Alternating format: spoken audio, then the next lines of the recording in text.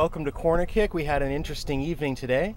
There were a lot of goals scored in the second game. The score was 4-0, and the weather was kind of terrible. So maybe the weather was one of the reasons why there was such a disparity in the goals.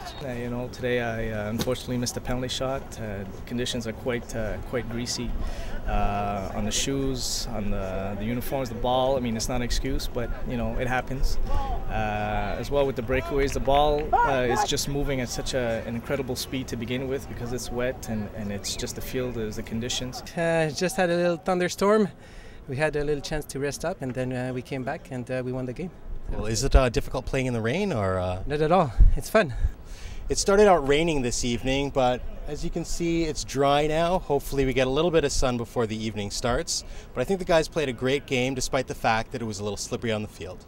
All right, so the ties have changed. The number 10 just had a red card that was called. We'll go and see what his reaction is to what just happened. En fait, il y avait un malentendu.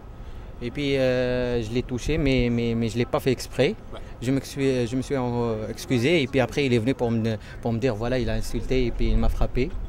Et en fait, ce que je proteste, c'est la réaction des arbitres, parce que au lieu de donner une carton rouge comme ça, il faut savoir vraiment la réaction des joueurs, voir tout l'état des joueurs, puis après il faut protester. They were encouraging of each other even after the red card in the beginning.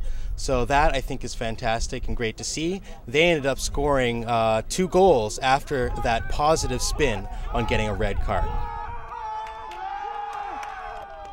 We had an opportunity to speak with the captain Sam, number 4, and he mentioned he might be protesting the ref's call. So we'll take a look at that. The reffing tonight was too many cards. Yep. Way too many. It was. How many cards? On one contest, yeah. he gave 3 yellow cards. Wow, okay. And I'm the captain. I'm allowed to speak to the ref, I thought, at least. This is what this allows me to do, but I guess I'm not because I got a yellow card for speaking to the ref. The third game tonight was really interesting. It ended up being a tie, but there were red cards and yellow cards being tossed out left and right. So it's Thursday, June 5th, and we just finished watching a game between the Bishop Street Bombers and Investors Group. There seemed to be quite a bit of tension between the two teams. Let's talk to a couple of the players to see what happened on the field. Well, apparently I went over the other player, not the goalie but the girl.